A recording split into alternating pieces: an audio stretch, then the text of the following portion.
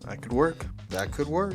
Hey everybody, I'm Cam. I'm here in the Vexo studio, and today we're going to be building another Cinelifter. Let's get it. Let's go. Yeah. Wow. Wow. Oh, whoa. Incredible. Wow. So neat.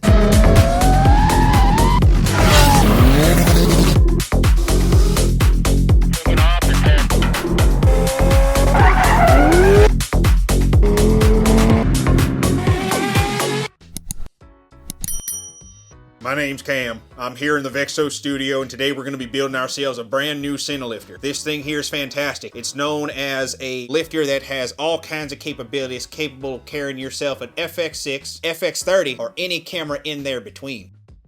It's fantastic. Today what we need to do is we need to take some sandpaper, we need to take this frame, and we need to gently go around the outside part, or I guess the inside track of the frame, and make sure that there are no additional burrs. We're gonna be extra safe here. I've got myself a mask just in case some carbon dust gets kicked up. I'd rather not be breathing it. So after we finish sanding the frame, what I'm gonna do is I'm gonna install the motors and the electronic speed controllers. And there are several key points that need to be soldered up. So I'm gonna make sure that these 3 phase wires are connected up to the pads here on the ESC, electronic speed controller.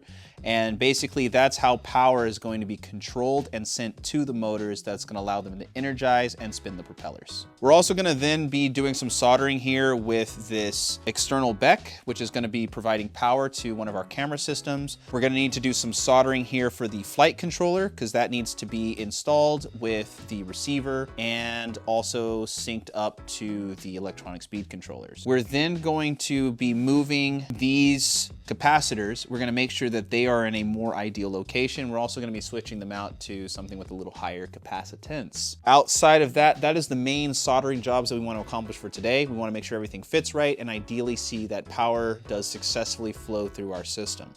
That's as fast as the button can spin. But the point of this exercise is to find what out. If I was doing a freestyle run, but I am not gonna do any, I can't do any snappy moves. Bro, never drink caffeine and then try to solder. That's just more what I'm used to. Let's try Bardwell. All right, everybody. So we've done a little bit of mounting. We've done just a little bit for the dry fitting, and I'm gonna go ahead and show you that we have our 03 camera unit here installed. We have our 65 amp ESC installed, and we also have the secondary ESC installed here on the bottom. We have our antenna extension cables that are going to be used for our VTX. And then all that I need to do now is just install these motors, and we'll get ready to solder those onto the board.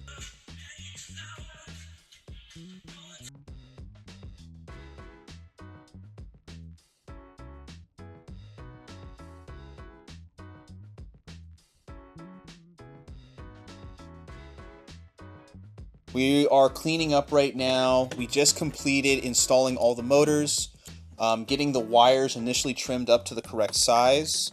Now what we need to do is we're going to need to do the soldering for the vehicle. We need to do the permanent installation of the antennas, and then we're also going to need to connect up the flight controller to everything else along with testing the 03. Once that's done, we can then run our initial smoke stoppers test, and then we can also put down our electrical tape for the 03 air units. Another thing we're going to also have to do is we're going to have to go through each screw, each bolt, and make sure it's Loctited together. We're going to start with the middle frame and then work our way out from there. We're possibly going to need a GPS print attached to this. We're also going to need to do some custom mounting or a custom print for the 03 camera to be properly mounted into this holder here. We're also going to need to address our handle prints. They're a little too rigid. We're going to need slightly more flexible TPU. We're thinking 95 versus 98. Also potentially looking at mounting some LEDs on this.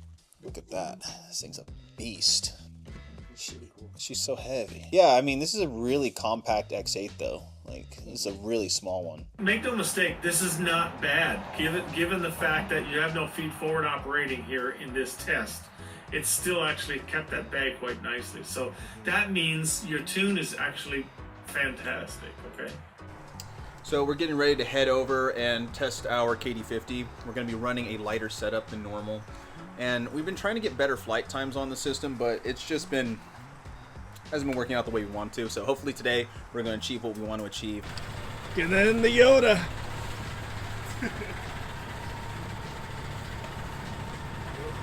Right there. Okay. That's a little ass lens cap. With my fingers. Guide it in. Oh yeah, it's on. All right, we're good. Pick it up and out.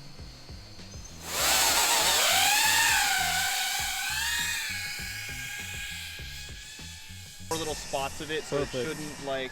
This is way more agile than I was expecting. Really? Yeah. How does it feel? Feels good. Yeah? Definitely takes. It flies well. It definitely takes a lot of throttle. I think we should adjust the throttle so your throttle will be it'll be a little bit lower. I prefer mine to all stay the same. So like, I don't know, average drone is probably like 20% Yeah, right. throttle, and we can adjust that rather than having 50% because then it just kind of feels weird.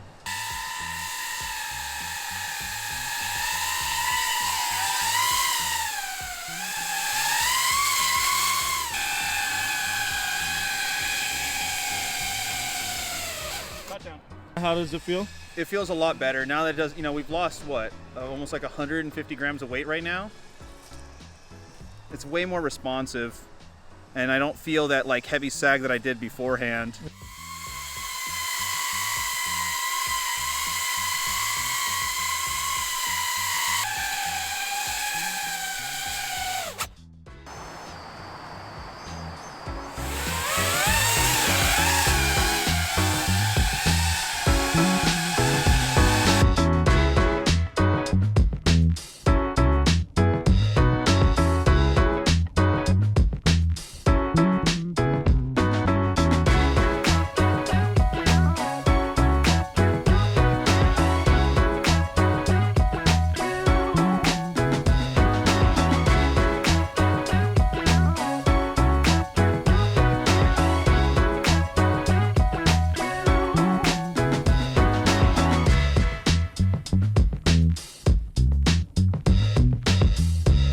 All right, give me like a... Hell yeah, dude. That's what I'm talking about. This drone fucking rules, man. FPV drones are unique in the fact that they offer flexibility that traditional crane arms and zip lines and even helicopters can't exactly provide.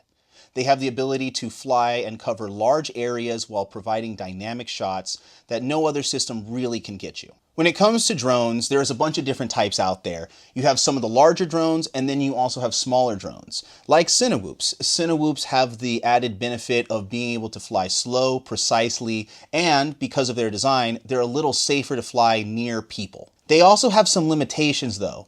One of the things is due to their small size, they're not able to carry very large camera payloads, so your overall camera options are a bit limited. In the middle of those two extremes, you have the Megawhoop.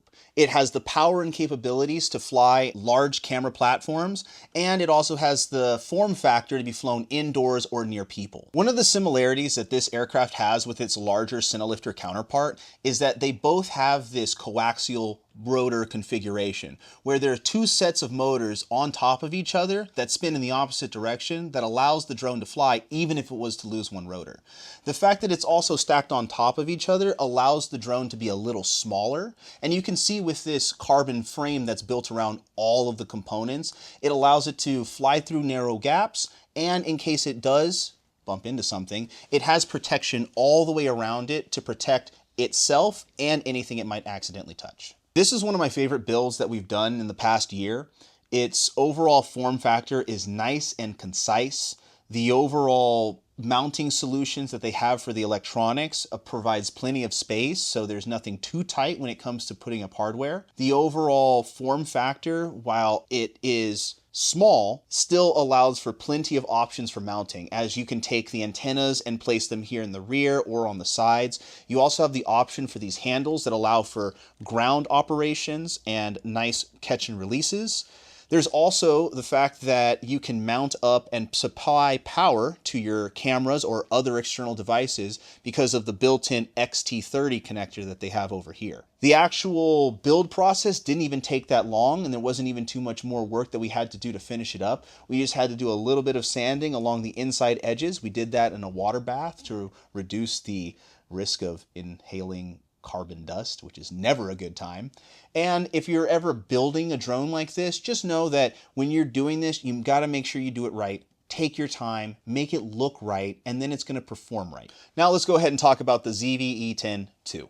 This camera has the most performance and most features packed into the lightest weight camera body we could find.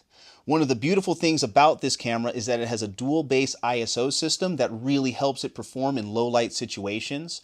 And it also has a 10-bit color science that allows it to more closely match Sony's higher end cameras, such as the FX6. It is powered via this external cable, so that way we don't have to mess around with extra batteries, so you don't have to worry about charging up those batteries, and it decreases the overall weight performance.